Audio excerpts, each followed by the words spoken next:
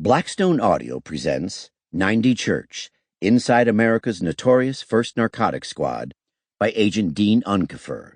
This book is read by Keith Szarabajka. The most successful federal law enforcement agency ever, the Federal Bureau of Narcotics, was populated by some of the most amazing characters in American history.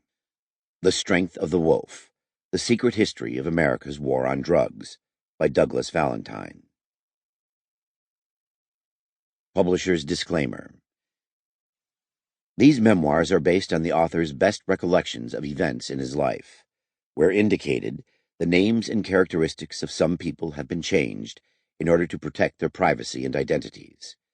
In some instances, the author has recreated dialogue according to his best recollections and rearranged the details of events and chronologies in order to facilitate the narrative. Except in such instances, the author has stated to the publisher that the contents of this book are true. Preface. In 1930, the Federal Bureau of Narcotics was created primarily as an overseas intelligence operation, with its agents often posing as CIA officials. It tracked the Sicilian Mafia, who converted morphine into heroin, then smuggled it into New York City. The Bureau understood the magnitude of this evil global plague of violence and death. However, it had less than 300 agents worldwide to fight against the well-financed and well-organized mafia that controlled the illicit drug trade with ruthless efficiency. The Bureau's New York City operation was at the epicenter. Its headquarters was at 90 Church, an old post office in Lower Manhattan. Only 30 agents were charged with the responsibility of making cases against organized crime. The bizarre and cunning way that they fought the mafia to a standstill made them legendary. In 1968, at the most crucial point in its history, the Bureau was terminated.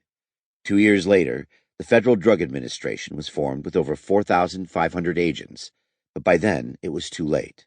The war on drugs was lost. I was an undercover agent at 90 Church. I bought heroin, an absurd and dangerous job. I participated in many cases and had first-hand knowledge of others. However, this book is not just about my experiences, nor is it an attempt to rewrite history or lay blame or bestow glory, but simply to tell what it was like to work in an environment of desperation and madness. To understand the agent's moral dilemma, I have written a personal narrative. Because of the sensitivity of such activities, some of the events described in this book, including sequences, locations, and other details, although inspired by real cases, have been changed. Sample complete. Ready to continue?